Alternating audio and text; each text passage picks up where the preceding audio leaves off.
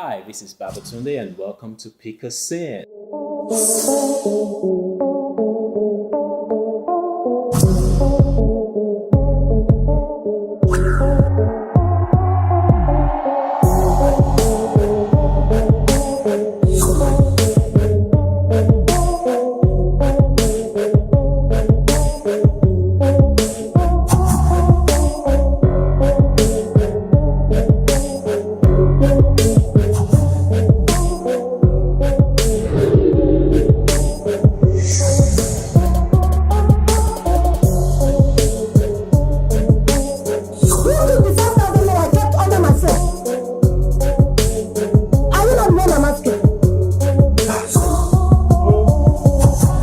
You have managed to give me food, but allow me to eat it in peace. No, can't I ever?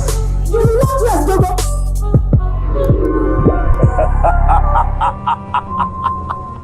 An activity that will indicate that these people are actually married and in their bedroom would help.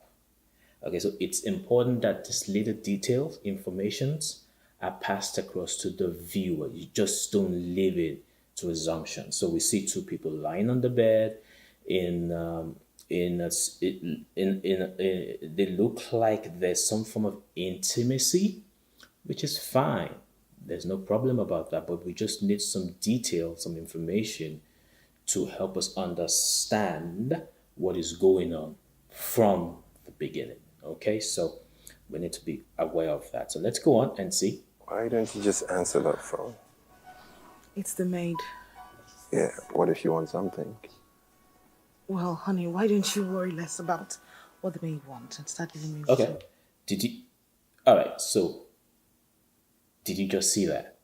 So this scene starts with a medium shot of this couple, assuming that they're a couple, and they're having a conversation. Who is that knocking? She's saying it's the maid. We're already drawn into the world. Every time you use a medium shot, you draw your viewer into the world of the character or characters.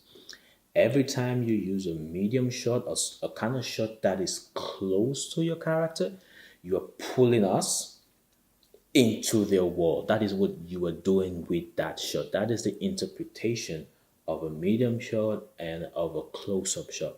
In future videos, I'll be explaining the different kind of shots. So just make sure that you keep watching this video, you keep visiting every video that I make. But a medium shot, for the sake of what we're talking about today, is drawing us into the world of the characters. In this situation, this woman and this man. So you started this scene with a medium shot. In other words, you drew us into their world, and then for a few seconds, you gave us a wide shot. Now, the wide shot should have come first. The wide shot establishes the location. You use that to establish a location. Another thing that you can use a wide shot to do is to show the insignificance of the character in that scene. So if, for example, you want to show that a character is hopeless, you can have a character, in a very wide scene, showing, for example, a big city or a beautiful landscape or the mountains or the sea, and then you have a character very tiny in that wide shot. So a wide shot, apart from establishing, could also be used to tell the insignificance of a character or characters in a particular scene or frame. So when you opened up with a medium shot and then we have a wide shot and then you jump back to the medium shot, no, that is confusing. That is disturbing. You don't use it that way. So what you should have done, because I understand what you're trying to do here, what should have been done here is you open up the scene with a wide shot, establish where we are. Because when we saw the wide shot, we saw some clothes, we saw some signs that this is a bedroom. So establish where we are with the wide shot. Yeah, let the conversation roll a bit, and then you move us into their world with this medium shot, which is closer to the character. That way, we know where we are, and then we follow you into their world. Now you're telling us this is what you should concentrate on in the room. Okay? So starting with a medium shot, going to a wide shot, and jumping back to a medium shot does not work for this scene. All right, so let's go on. What the maid wants and start giving me what I want. Yeah, but it's distracting. Then focus, baby. What I like about this is the fact that a conflict has been introduced. Every scene must have a conflict. It doesn't matter what kind of conflict it is. It does not matter the nature. Every scene must have its own conflict that helps to tell the story. Every scene must have its conflict that helps to tell the story. Every scene must have a conflict that helps to tell the entire story. This is beautiful. We are introduced to a conflict, right? We don't know the extent of the conflict yet, so I'm going to let it play out, but you will see that there's something not fine with this couple already. And that is fantastic. That is beautiful. That is good. Let's go on. Forget about the distraction and let's just concentrate on us. Baby. Look, I waited up till 1 a.m. for you to return. I must have passed out as usual. I would have known. Honey, look, I am fagged out. I got in at 2 a.m. in the morning. You know, the meeting was just draining. Just dragged on. You know, getting the Indians to trust that we'll deliver the project on time. Excellent. Now, this is great. This is great. You can see the conflict. Fantastic. Beautiful. It's good. So she needs his attention. He's not ready to give it. So for her, this is like a we moment for her. Okay? This is like, I need you. I haven't seen you in a long time. You've not been here for me. I'm emotionally drained. I need you right now. I need you to be close to me. I need that we moment. That's for her. For him, I'm tired. This is not the right time. I have a lot of work to do, and that establishes the conflict. Conflict is good. Conflict is good. For every scene, introduce some kind of conflict. It doesn't matter. It may be subtle, it may be obvious, but introduce some kind of conflict.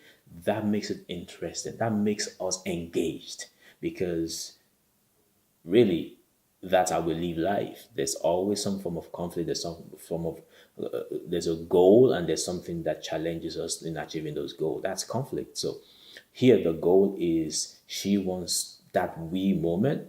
The challenge, the conflict is he's not ready to have that. And that is great. That's fantastic. But what I did notice here is that, you remember the other shot where the guy walked across the yard and he was having a conversation with the girl? And I said I was going to talk about the use of a close-up shot.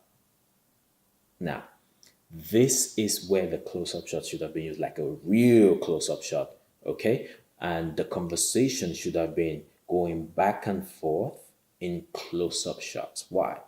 When you use a close-up shot, two people are having a conversation.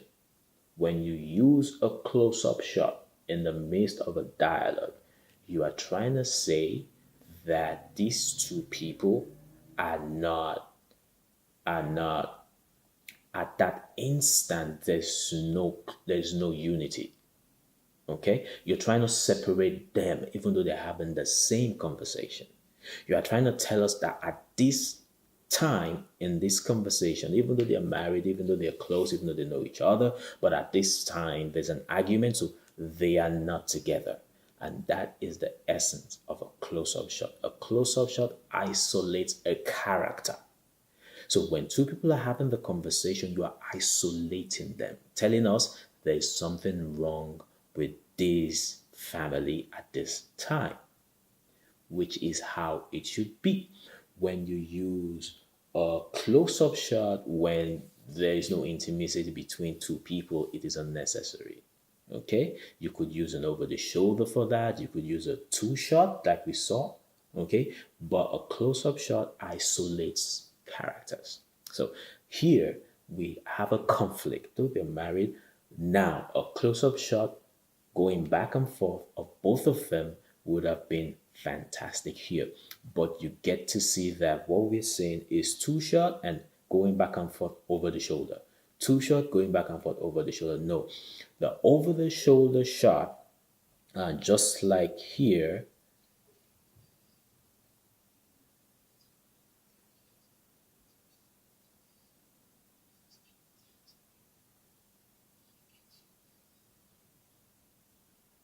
just like here.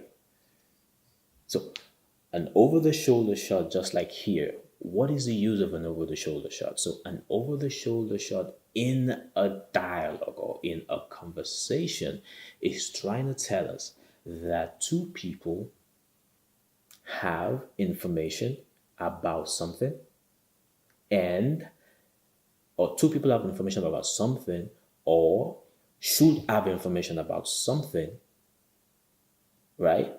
That's the essence of an over the shoulder shot. That in this scene, in this conversation, both of us are aware of something. Okay? But here we're trying to establish a conflict and we're trying to give strength to that conflict. A close-up shot, okay, going back and forth will give strength to the conflict, telling us that these guys at this moment are not together. There is no bond, even though they may be married, but there is no bond, right? So that's what you want to take. You want to be aware of. An over-the-shoulder shot would have been wonderful if there's some form of resolution. If we begin to see or feel or sense some form of resolution into that conflict, that's when you use the over-the-shoulder shot. Like, hey, both of us are drawn together in this conversation. We are together in this conversation, right? But if you want to give strength to the conflict, give them a close-up going back and forth of each character. That would have sufficed. Fantastic. Okay, let's go on. You need me as much as I need you. But we've spent more time talking. Honey, can't you feel how much I need you? But baby, I do. But I'm beat. I am. Another thing that I didn't notice is if you check out this dialogue, it's just dialogue, and that's the problem. They're not engaged. You need to give them business, like they say, give them business. So, the guy could be like, as he's talking, he's getting ready to get up, or he's typing on a computer. Or I noticed that he was on a tablet before, but now it's just dialogue. That is taking too much time. Like I said, dialogue should complement action. It shouldn't be the other way around. What you can show us, don't tell us, right? There's just way too much dialogue. They will say it's dialogue heavy, right? So what you can tell me, don't show me, right? And then understand that at this point, there is no resolution. Like I said, you don't go with the two shots, you go with the back and forth, close-up shot. You don't do the over-the-shoulder shot, back and forth, close-up shot. 1 p.m. or any time you like. I have all day to spend with you, so you see, we don't have a problem. Yeah, baby. Yeah. See, now we're in the wide shot. No. So when we get the resolution, like now, we're having a sense of resolution, take it closer. Two shot, over the shoulder, take it closer. Go from another angle, but let's see both of them in the shot. Okay? Not the wide shot. Like I said, the wide shot does what? Makes the characters insignificant in the scene. It takes us out of their world. Okay? So the wide shot in this situation is not necessary. You need to take us closer into their world with the close-up shots, over-the-shoulder shot, extreme close-up shot. Right now they're kissing. A very, very an extreme close-up of just the mouth area kissing would have sufficed in this situation. Okay, let's go. So you see, we don't have a problem. Yeah, baby. Yeah. Baby, could you just answer that call? Come on, let's have some quiet. And I just want you to be aware that most of these shots are very, very important. Okay, you don't just use the shot for the sake of using it. It's key to tell the story in a way that the audience is guided. 1, with action. 2, with detail. 3, with the way you arrange your shots in telling that story. Okay, it's key that the audience is guided in that manner up from the time you start till the end of the movie. Very, very important. What is important is what you should give to us.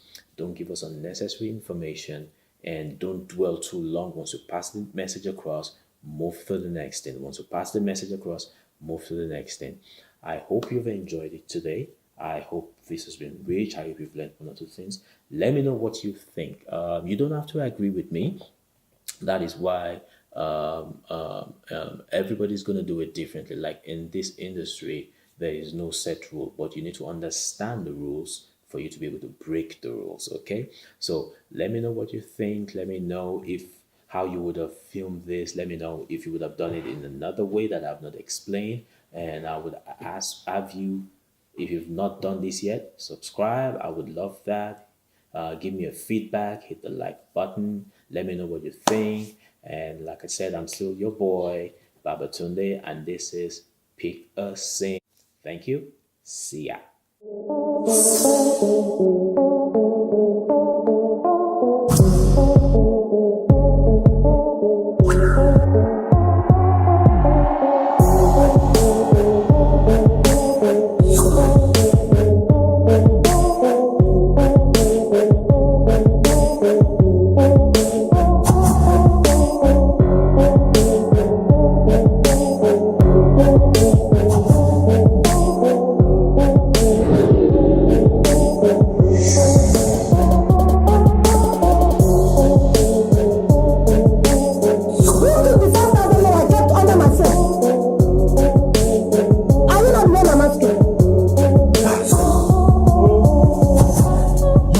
Managed to give me food, but allow me to eat it in peace.